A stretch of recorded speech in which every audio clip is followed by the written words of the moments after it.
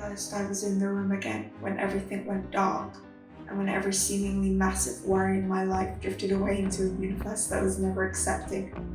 My heartbeat slowing down into a fragile tremble against a storm that did not exist.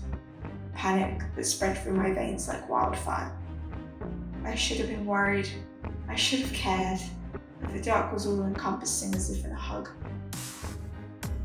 It was in that moment I knew that the place I belonged was the shelter from everything that wanted to tear me apart, but I would come across the knowledge that I myself was my worst enemy, only living for others' validation, living for any words that would cascade out of the human's mouth. Dark or light, it would not matter. Into the room I couldn't hear them, I could only hear myself, and that was a terrifying reality against the one I had attempted to escape. My memory is slowly fading.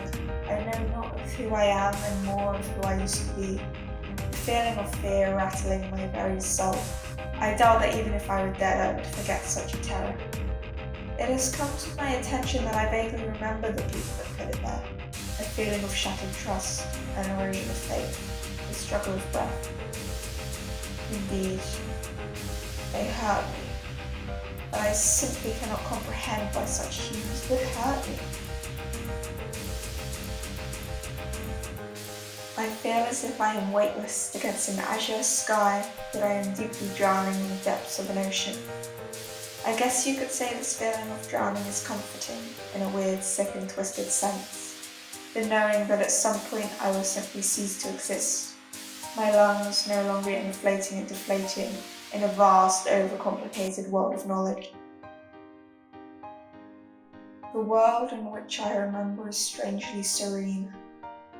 The feeling of sand under my toes, waves lapping at my feet, a crispy winter's chill, the smell of cinnamon, wood dusted in a layer of rain, a white light waving its way through the darkness.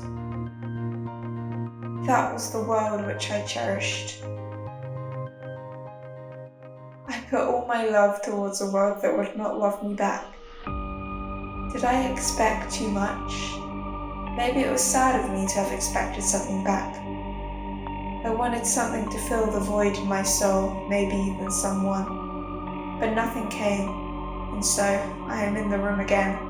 A torturous prison, but it is the only fixture I know for the holes that engrave me.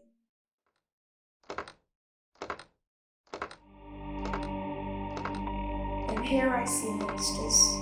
Part of me considers these may have been people I know manifested in a form that represents them best. But if I were to consider that the reality I possibly want to return to, it would be a one-way ticket to the gates of hell.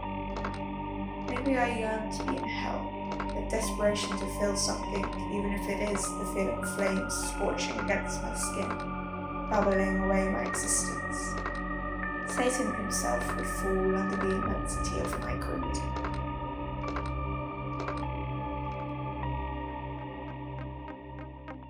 In the darkness there is always light, yet in the light there will always come darkness. I can't escape from this, never have. Perhaps I never will. Yet I am the controller of my own fate. The conductor knows me personally. Our relationship is complicated. The conductor builds the crescendo, the controller tries to limit this. Try as they may, they always fail.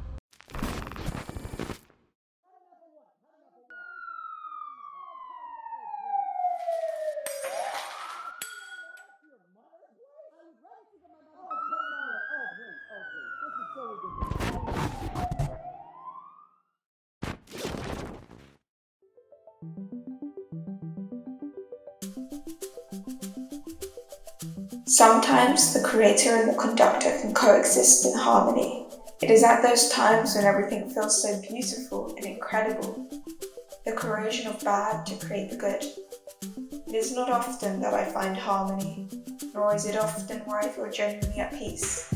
But I live for those little moments that come from deep darkness. And once those moments end, I wait for the next harmonious moment.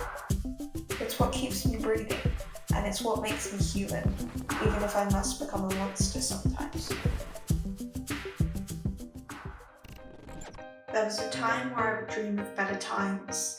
I would look forward to when I could escape the room, but I accepted that I needed the room. Whilst life beat me down again and again in an eternal turmoil of suffering, the room was there, a place where I could finally be accepted in my darkest moments when no one else was there. The room became more than an escape, more than shelter, more than a shackle of my brain. It became a home.